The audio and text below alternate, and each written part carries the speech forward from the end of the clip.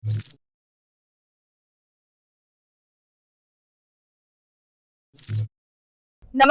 હું છું પ્રિયા અને તમે જોઈ રહ્યા છો જનતા કી જાણકારી ન્યૂઝ।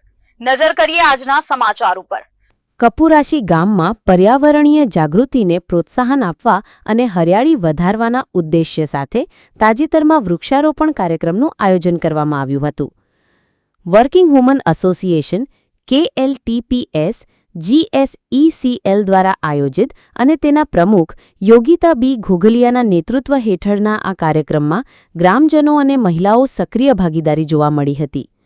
SK વર્માનગર કોલોની ખાતે chief engineer Shri Piyush R Patel સાહેબ દ્વારા આશરે 550 વિવિધ ફળોના છોડ વાવીને વૃક્ષારોપણની મહાન શરૂઆત કરી બધાને પ્રેરણા આપી હતી।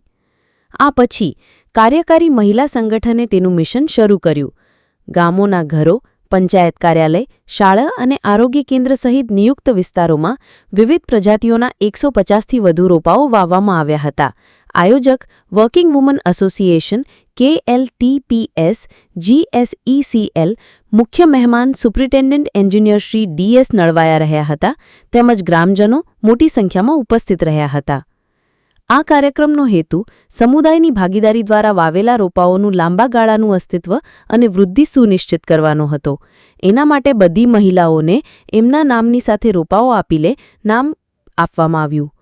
કાપુરાસીમાં વૃક્ષારોપણ કાર્યક્રમ હરિયાળું અને વધુ ટકાઉ પર્યાવરણ બનાવવા તરફ એક મહત્વપૂર્ણ પગલું હતું।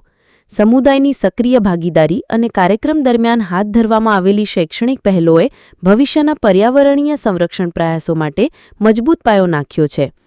વૃક્ષો જૈવિક સંતુલન જાળવવામાં અને આબોહવા પરિવર્તનને ઘટાડવામાં મદદરૂપ થાય છે। સ્ટોરી રમેશભાઈ ભાનુશાલી, નલિયા, અબડાસા, કચ્છ।